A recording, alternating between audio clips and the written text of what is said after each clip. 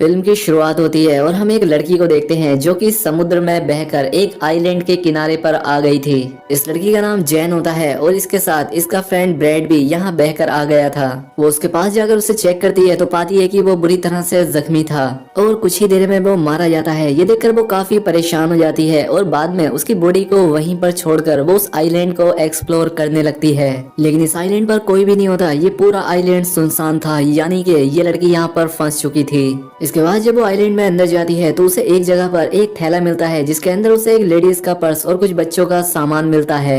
यहाँ उसे एक मेडिसिन भी मिलती है जिसमें 1994 की डेट लिखी हुई थी, जिससे जैन को समझ आता है कि बहुत सालों पहले शायद यहाँ कोई आया था। उसे इस सामान में माचिस भी मिलती है। उसे वो अपने पास रख लेती है और वापस समंदर के किनारे आती है। उसे वहाँ पर गिरा हुआ एक बड़ा सा खोखला पेड़ दिखता है। ये देख जैन को आइडिया आता है कि रात में वो अपनी सेफ्टी के लिए इसे सोने के लिए यूज कर सकती है। खैर अब यहाँ पर जैन अपनी पहली रात गुजारती है और सुबह होने पर उठकर वो देखती है कि समंदर के किनारे कई सारी मछलियाँ बहकर आ गई थी। उसमें एक छोटी शार्क भी थी जिसका आधा शरीर खाया हुआ था। वो यहाँ से अपने खाने के लिए कुछ मछलियाँ ले लेती है। तभी जैन की नजर एक जगह पर जाती है जहाँ पर कि 3 लोगों की कब्र थी।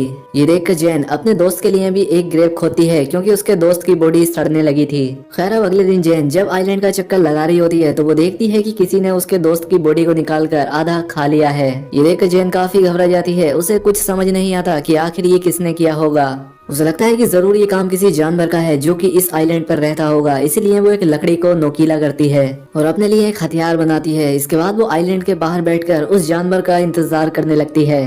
खैर अब रात हो जाती है और अब जैन को नींद आने लगती है, लेकिन वो जानवर अभी तक यहाँ नहीं आया था। अब अगले दिन जैन की आँख खुलती है और वो समंदर में एक सूटकेस को देखती है। वो सूटकेस को लेने के बारे में सोचती है, इसलिए वो समंदर में जाकर उस सूटकेस को ले लेती है। तभी उसे नीचे कुछ महसूस होता है, इसलिए वो नीचे जाकर देखती है तो यहाँ पर उसे एक बड़ा सा होल दिखता है, जिसे देखकर वो काफी हैरान हो जाती है। खैर अब वो बाहर आकर उस सूटकेस को खोल कर देखती है। उसके अंदर उसे कुछ जूते और कुछ कपड़े मिलते हैं जिन्हें वो पहन लेती है। जब रात होती है तो जैन उस सामान को चेक करने लगती है और उसे उसमें कुछ फोटोज दिखते हैं। वो उन्हें देखने लगती है और समझ जाती है कि यहाँ पर कोई फैमिली छुट्टियां बिताने के लिए आई थी, जिसमें एक कपल और उनके 2 बच्चे थे। तभी जैन के ऊपर से एक प्लेन गुजरता है। ये देखकर जैन अपनी फ्लेयर गन चलाती है, लेकिन इसका कोई फायदा नहीं होता क्योंकि तब तक वो प्लेन जा चुका था। जब फ्लेयर गन की वो बुलेट नीचे आ रही होती है तभी जैन देखती है कि उसकी परछाई में उसे कोई क्रीचर दिखाई देता है। ये देखकर वो काफी घबरा जाती है और आइलैंड की तरफ भागने लगती है और एक जगह पर जाकर छिप जाती है। वो क्रीचर यहाँ आकर जैन को ढूंढने लगता है। इससे जैन और भी डर जाती है और आज की रात इसी तरह से बीत जाती है। अब अगली सुबह जैन फिर से उन्हीं फोटोज को देख रही होती है और वो एक फोटो में 2 चमकती हुई आंखों को नोटिस करती है, जिससे वो समझ जाती है कि ये वही क्रीचर है जिसे मैंने कल देखा था और शायद इसी ने इस फैमिली को मारा होगा। ये देखकर जैन और भी ज्यादा डर जाती है और अब वो किसी भी तरह से इस आइलैंड से निकलना चाहती थी। अब इसके बाद वो सूटकेस को खोलती है और उसमें अपनी लाइफ जैकेट डालती है ताकि उसके सहारे वो तैरकर यहाँ से बाहर निकल जाए। इसके बाद वो सूटकेस में बैठकर यहाँ से निकलने की कोशिश करती है, लेकिन वो सूटकेस पलट जाता है। अब उसका ये प्लान फेल हो चुका था, इसलिए वो वापस उसी आइलैंड पर आ जाती है। लेकिन अब उसे उस क्रीचर से बचने के लिए कोई सेफ जगह चाहिए थी, इसीलिए उसे वो गिरा हुआ पेड़ दिखता है। क्योंकि उसमें एक बड़ा सा होल था, इसीलिए वो आज रात उसी में सोने का डिसाइड करती है। खैर अब जब रात होती है तो वो क्रीचर फिर से यहाँ आता है और उसे ये भी पता लग जाता है कि जैन उस पेड़ के होल में छिपी हुई है। इसीलिए वो क्रीचर उस पेड़ को तोड़ने की कोशिश करता है, लेकिन वो ऐसा नहीं कर पाता और थक हार कर वापस चला जाता है। अगली सुबह जैन उस पेड़ से बाहर निकलती है और देखती है कि उस क्रीचर ने कल रात इस पेड़ पर कई वार किए थे, जिससे वो काफी डैमेज हो गया था। इसके बाद वो उससे बचने के लिए एक नया प्लान बनाती है।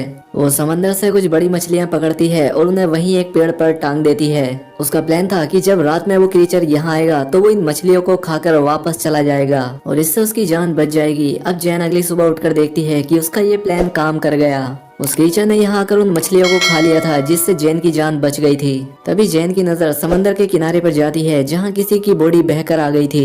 ये देखकर वो उस बॉडी के पास जाती है और देखती है कि ये बॉडी काफी सड़ चुकी थी।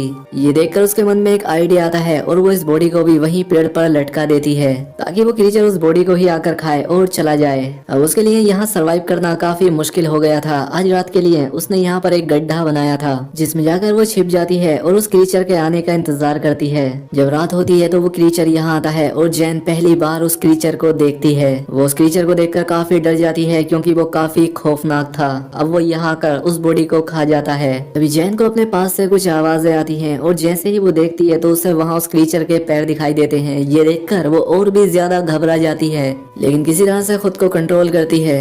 अब अगली सुबह जब जैन उठती है तो वो अपने लिए एक सेफ जगह चाहती थी।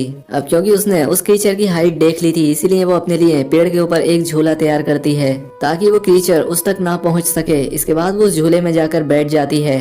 खैर अब जब रात होती है तो वो क्रीचर फिर से यहाँ आता है और उसे यहाँ जैन के होने का एहसास हो जाता है। इसलिए वो उस झूले वाले पेड़ को जोर जोर से हिलाने लगता है, जिससे वो झूला टूट जाता है और जैन नीचे गिर जाती है। अब वो क्रीचर जैन का पीछा करने लगता है और जैन अपनी जान बचाकर भागने लगती है। तभी जैन देखती है कि वो क्रीचर जमीन से ज्यादा तेज पानी में दौड़ रहा है और वो पल भर में उसके सामने आकर खड़ा हो जाता है। लेकिन जैन अपने उस लकड़ी के औजार को उस क्रीचर के पेट में घुसा देती है। वो क्रीचर जैन को उठाकर पानी में फेंक देता है और जैन खुद को किसी तरह से संभालती है। जैन देखती है कि वो क्रीचर यहाँ से जा चुका है और अब वो पानी से बाहर आ जाती है और वहीं एक पेड़ पर जाकर छिप जाती है। अगली सुबह जब जैन उठती है कि उसका पैर काफी जख्मी हो चुका था, इसलिए वो खुद को साफ करने के लिए समंदर में जाती है। जब वो यहाँ नहा रही थी तभी उसकी नजर दूर एक राफ्ट पड़ जाती है जिसमें उसके दो दोस्त थे जो कि किसी तरह से सरवाइव करके यहाँ आ गए थे। उनका नाम लूकस और मिया होता है। इन्हें देखकर जैन काफी खुश होती है। अब ये जैन के पास आकर बैठ जाते हैं और जैन उन्हें खाने के लिए कुछ मछलियाँ देती है। वो यहाँ पर इन्हें उस क्रीचर के बारे में बताती है। वो कहती है कि हमें जल्द से जल्द यहाँ से निकलना होगा क्योंकि मैं यहाँ पिछले 7 दिनों से फंसी हुई हूँ। लेकिन लूकस और मिया उसकी बातों पर विश्वास नहीं करते। उन्हें लगता है ये झूठ बोल रही है। वो कहते हैं कि हम पिछले 5 दिनों से समंदर में भटक रहे थे और अब जाकर हमें ये आइलैंड मिला है। ये दोनों यहाँ से नहीं जाना चाहते थे। अब जैन उन्हें वो तस्वीरें भी दिखाती है जिनमें वो क्रीचर साफ दिखाई दे रहा था, लेकिन फिर भी वो दोनों यहाँ से नहीं जाना चाहते थे। जैन समझ जाती है कि ये उसकी बात नहीं मानेंगे। अब इसीलिए वो इनसे छिपकर इनकी राफ्ट लेकर यहाँ से भागने का प्लान बनाती है। वो उनकी राफ्ट लेकर यहाँ से निकलने की कोशिश करती है, लेकिन वो दोनों इसे पकड़ लेते हैं। मिया जैन पर अटैक कर देती है जिससे वो बेहोश हो जाती है। जब उसकी आंख खुलती है तो वो खुद को बंधा हुआ पाती है और अब रात हो चुकी थी। इसीलिए वो लूकस को मनाकर उसे खोलने के लिए कहती है, लेकिन लूकस और मिया उसकी कोई बात नहीं सुनते। इसके बाद मिया उस आइलैंड पर घूमने के लिए जाती है और लूकस वहीं जैन के पास रुकता है। इधर जब मिया वॉक कर रही थी तो वो क्रीचर पानी से निकलकर उस पर अटैक कर देता है। उसकी आवाज सुनकर लूकस तुरंत वहां पर जाता है, लेकिन वो क्रीचर मिया को पानी में खींचकर ले जाता है और उसे मार देता है। ये देखकर लूकस बहुत डर जाता है। वो डर कर एक पेड़ पर चढ़ जाता है। अब सुबह हो जाती है, लेकिन लूकस उस पेड़ से नीचे नहीं आता। अब उसे जैन की बात समझ आ चुकी थी। जैन उससे कहती है कि देखो वो क्रीचर सिर्फ रात में आता है, वो दिन में बाहर नहीं निकलता। ये बात सुनकर लूकस पेड़ से नीचे आता है। अब जैन लूकस से कहती है कि हमें जल्द से जल्द इस आइलैंड से निकलना होगा। अब लूकस उसकी बात मानने के लिए तैयार था। अब ये लोग कुछ मछलियाँ और कुछ नारियल अपने साथ ले लेते हैं। वो अपने सभी सर्वाइव करने के सामान को रख लेते हैं। यहाँ पर लूकस काफी डरा हुआ था। जैन उसे समझाती है कि वो क्रीचर सिर्फ रात में अटैक करता है और जब तक रात होगी हम इस आइलैंड से काफी दूर जा चुके होंगे। इसके बाद जैन जाकर उस क्राफ्ट में बैठ जाती है जहाँ पर उसे कुछ खून बिखरा हुआ दिखाई देता है, जहाँ पर वो समझ जाती है कि इन पिछले 5 दिनों में इन दोनों ने सरवाइव करने के लिए जरूर किसी अपने इंसानी साथी को मारकर खाया होगा। खैर अब ये लोग जैसे ही अपनी क्राफ्ट से यहाँ से निकलने लगते हैं, लूकस को पानी में वही क्रीचर दिखाई देता है। ये देखकर ये दोनों काफी घबरा जाते हैं और उस क्राफ्ट को चारों तरफ से ढक लेते हैं, लेकिन तभी वो क्रीचर उनकी क्राफ्ट में घुसकर उन पर अटैक कर देता है। ये देखकर लूकस उस फ्लेयर गन से उस पर अटैक करता है, लेकिन वो क्रीचर जैन को पकड़कर अपने साथ ले जाता है। जैन के पास एक नाइफ था जिसे निकालकर वो उस क्रीचर पर कई बार अटैक करती है, लेकिन तभी लूकस भी जैन को बचाने के लिए पानी में आ जाता है। ये देखकर वो क्रीचर जैन को छोड़ देता है और लूकस को पकड़ लेता है। वो उसे लेकर अपने उस बड़े से होल में चला जाता है। ये देखकर जैन किसी तरह से तैरकर फिर से उसी आइलैंड पर पहुंच जाती है।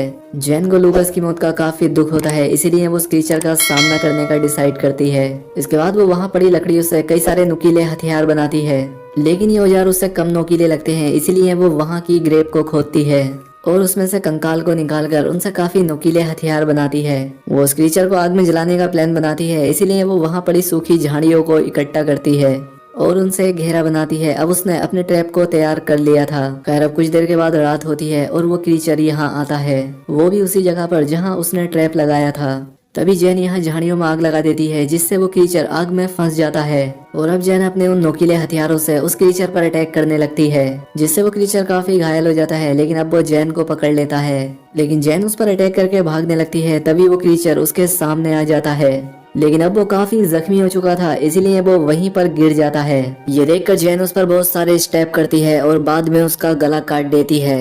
इसके बाद अब हम देखते हैं जहां जैन ने आग लगाई थी उससे पूरा आइलैंड जलने लगा था। यानी कि अब इतनी बड़ी आग को देखकर कोई ना कोई जैन को बचाने के लिए यहाँ जरूर आ जाएगा। इसीलिए जैन ने ऐसा किया था और अब इसी के साथ ये मूवी यहाँ पर खत्म हो जाती है। दोस्तों अगर वीडियो अच्छी लगी हो तो वीडियो को लाइक और कमेंट करके जरूर बताएं। साथ ही चैनल पर पहली बार आए तो चैनल को सब्सक्राइब भी कर ले। मिलते हैं हमारी अगली वीडियो में।